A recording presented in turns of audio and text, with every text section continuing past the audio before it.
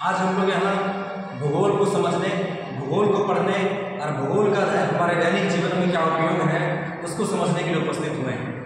भूगोल होता क्या है, हमारे दैनिक जीवन में उसका उपयोग क्या है, उसकी उपयोगिता क्या है, वो दिखता कहाँ है, वो कैसे कैसे उसका हम लोग परिभाषित कर सकते हैं, इसको हम लोग समझेंगे।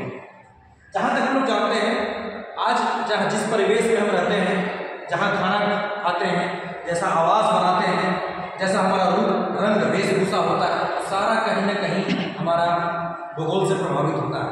परिवहन हो, खान पान हो, रहन सहन हो, एग्रीकल्चर हो, सारा कुछ भूगोल से प्रभावित होता है। अब भूगोल में हम लोग जनरली दो पार्ट में बांट कर इसका अध्ययन करते हैं। पहला, इसको हम लोग फिजिकल ज्योग्राफी कहते हैं।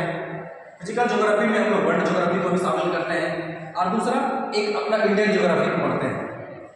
अब अगर हम फिजिकल ज्योग्राफी पढ़ते हैं तो फिजिकल ज्योग्राफी, मान लीजिए हम ज्योग्राफी पढ़ रहे हैं, ज्योग्राफी हम लोग पढ़ रहे हैं। अब ज्योग्राफी को हम लोग दो पार्ट में पढ़ते हैं। एक हो गया आपका पहला फिजिकल ज्योग्राफी,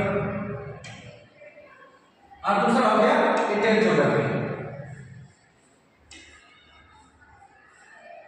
अब फिजिकल ज्योग्राफी में जनरली हम लोग पर्वत, पठार, मौसम, मैदान का निर्माण, पृथ्वी पर ज्वालामुखी, भूकंप, सारा इन चीजों का अध्ययन करते हैं। और इंडियन ज्योग्राफी में हम लोग भारत के अंदर जो प्रादेशिक जो विस्तार है उसका वर्णन हम लोग करते हैं।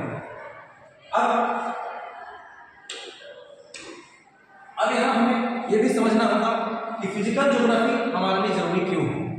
देखिए, विश्व में सारी जो स्थलाकृतियां हैं वो एक समान नहीं है, मौसम एक समान नहीं है।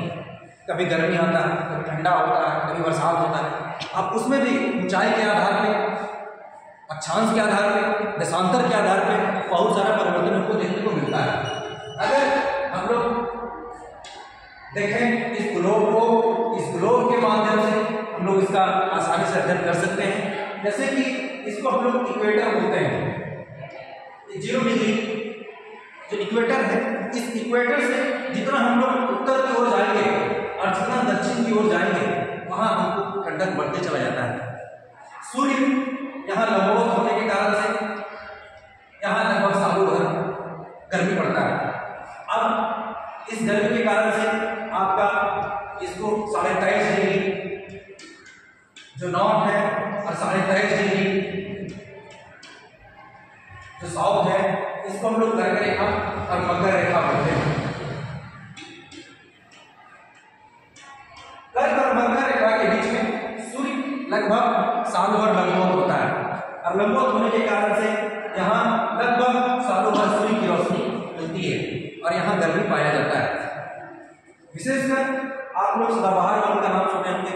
उस सदाबहार वन यहाँ क्यों पाया जाता है विषुवत रेखा को? क्योंकि तापमान से रिलेटेड एक फेनोमेना होता है जहाँ वर्षा हीटिंग खूब होता है, तापमान खूब बढ़ता है, वाष्पीकरण खूब होता है। प्रतिदिन लगभग 2 से 4 बजे के बीच में बारिश होती है। इसीलिए इस रेखा को हम लोग भूमध्य रेखा भी बोलते हैं, इक्वेटर भी बोलते हैं। अब अगर हम लोग इंडियन ज्योग्राफी पढ़ते हैं तो हम लोग देखते हैं कि भारत कहाँ है। कर्क रेखा भारत को बीच में से काटती है। अब इंडिया का फिजिकल ज्योग्राफी हम अध्ययन करते हैं, तो हम ये पाते हैं कि इधर बे ऑफ बंगाल है,